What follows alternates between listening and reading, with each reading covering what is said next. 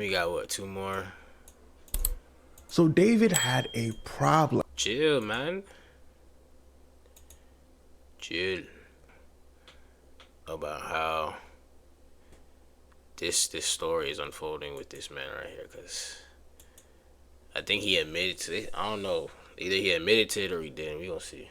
This upcoming trial is not looking good for him. For starters, the police have 40 terabytes of evidence against him. Among that evidence, prosecutors say David had a significant amount of, listen closely, youth corn on his phone. If you don't know what that means, look in the comments. And this is why I say David had a problem, because forget the trial for a second. The stuff that David had on his phone can already put him in jail for decades. And I don't know how David's lawyer can swing that. The prosecutor said, we found it on David's phone. So at that point, there's not much speculation you could do there. David had this stuff on his phone. So David's lawyer is probably gonna look at David and be like, look, I mean, I'm gonna try to get you off the charge, but that other stuff ain't looking good. Because remember, David's got another charge for being with someone of an age that he had no business being with someone that. If you didn't know Celeste Rivas's age, then look in the comments. So there's so much evidence that he was with her. David's lawyer probably finna look at David and be like, bro, what you want me to do about that? You might have to take that charge to the chin, and that ain't no light charge. So David's probably realizing right here in this picture what I want you to understand in this video, that even without the charge, David could still face decades upon decades in prison just off all the stuff involving him and the youth. Stuff that, again, police have a lot of evidence for. But here's where things start to get wicked, because one of the most important pieces of this case actually might be people who are witnesses to this event. And when I say witnesses, I mean witnesses in any capacity. That's going to make sense in a moment. You see, David's got managers, many people who work for him that might have known about his relationship with Celeste. That's a problem for them. In fact, David's manager came out and said a while back, he said, look, I don't know nothing about this. All right, y'all got to leave me alone. There's cap. It gotta be cap, bro.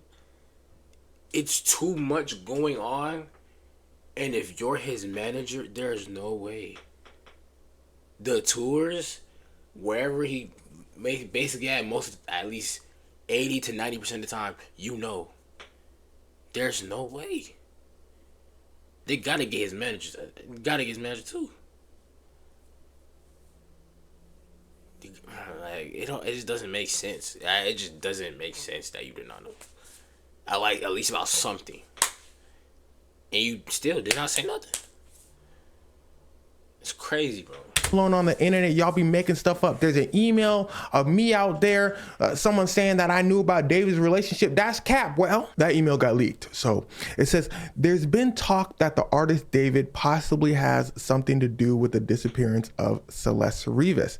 If that statement holds any merit, please do the right thing and take her home. Her parents are very worried. This is somebody sending this to David's manager. Listen to this. Yo.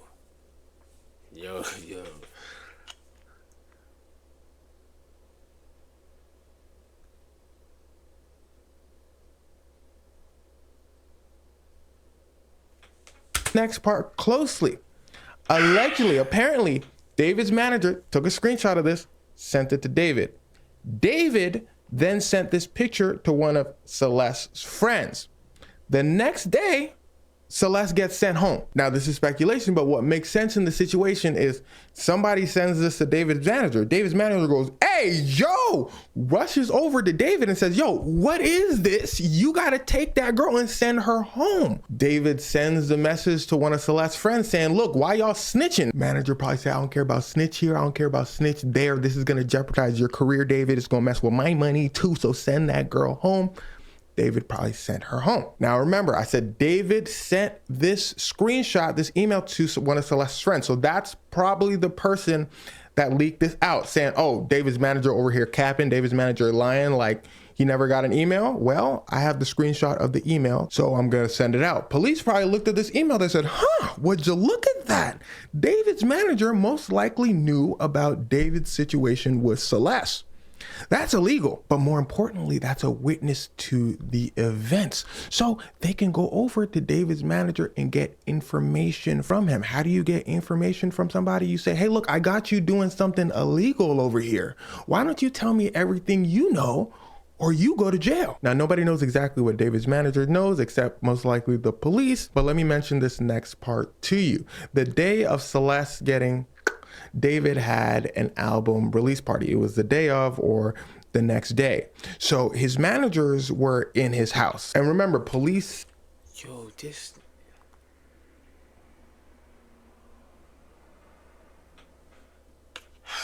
I can't even...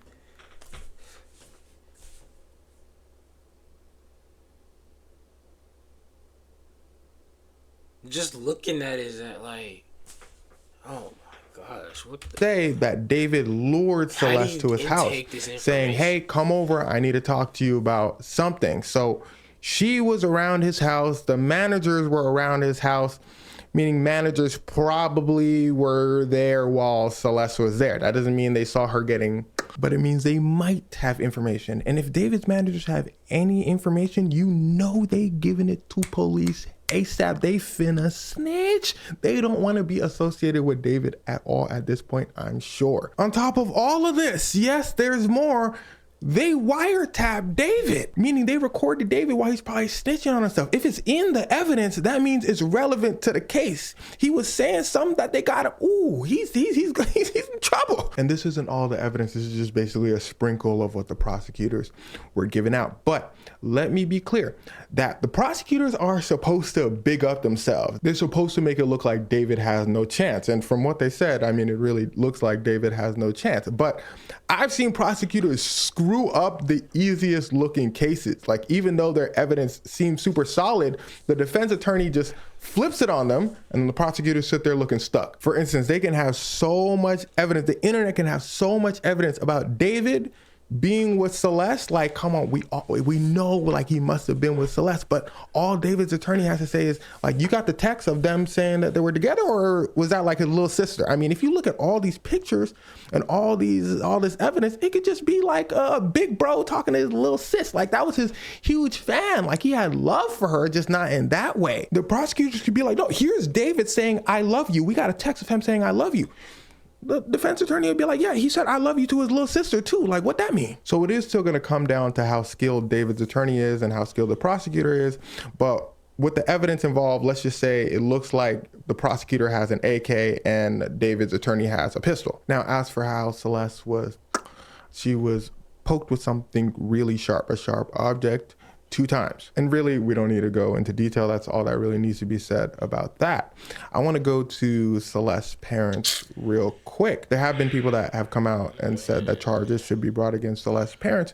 But what I do want to say is people genuinely have no idea what Celeste's parents' role was in this situation. From all I've researched about this case, it's honestly my opinion that Celeste's parents just couldn't control her. I mean, think about how you might have been to your parents growing up. Think about how young kids are like to their parents all the time. So many people are saying that Celeste's parents should have done more. I want to agree with that, I do, but it truly depends on the situation. This isn't to defend Celeste's parents, because I genuinely don't know what they might have known. Why I'm thinking about this is because I try to put myself in their shoes, and they could have been said something. They could have been said something, even if it was, cause you're still the parent. Like, come on, bro. Y'all grown.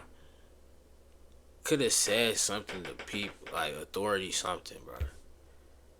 Y'all sat there and let y'all daughter get killed, and then now it's it's this hard to even. I'm gonna let him speak. That's why I keep watching. I'm just listening, cause like I don't even know the right words to say other than like why nobody, like, I don't know. I think, what can you do in this situation for real? Like, if your daughter's like, all right, I'm gone and I'm not coming back, like I can't like handcuff her to the bed. Like, I could ground her, I guess. So she ran away to go be with him. That Yes, but when she goes to school, she's gonna leave, like Celeste actually did. Like she was supposed to go to school, and then she actually just went to David's place. All right, so it's been a while. So what I can do is file a police report. The parents filed a police report. What are the police gonna say to you? Oh yeah, kids go missing all the time. I mean, yeah, we're gonna look, and then police never actually look. So you can call your kid, they don't pick up. I mean, what can you like? Do you don't know David's address, you don't know where he lives, like it's tough. Maybe this email was from Celeste's family and friends to the manager as their way to get Celeste back, which worked until Celeste left again. I say this for people who may lose their kids to drugs or may lose their kids to them running away. You know, there's only so much you can do before you actually just feel powerless. Again, I don't know what Celeste's parents did. They could have actually just did nothing and not cared. But on the chance that they cared and did everything in their power to get their daughter back, I say, go easy on the they should be arrested stuff, you know. And why I say that especially is because we gotta focus on one dude. A lot of people, in my opinion, for cases like this, get lost in the sauce. It's understandable because it's an infuriating situation. You get mad. Everybody who might have a hand in this, you want to take down. I feel it. But right now, and it seems police are thinking the same thing. Charges are not going to be brought up against the parents. They're not even going to look into the parents for now. They've got their eyes and their targets locked on to this man. And again, with all the evidence and charges that seem to be against him, I think it's going to be tough for the prosecutors to fumble this one. And David will probably be going to jail for a couple decades. So David. Yo. I ain't gonna lie, fool.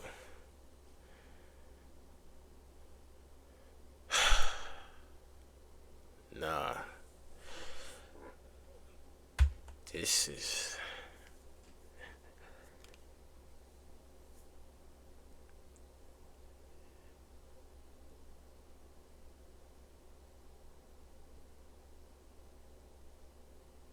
I don't know. That's crazy.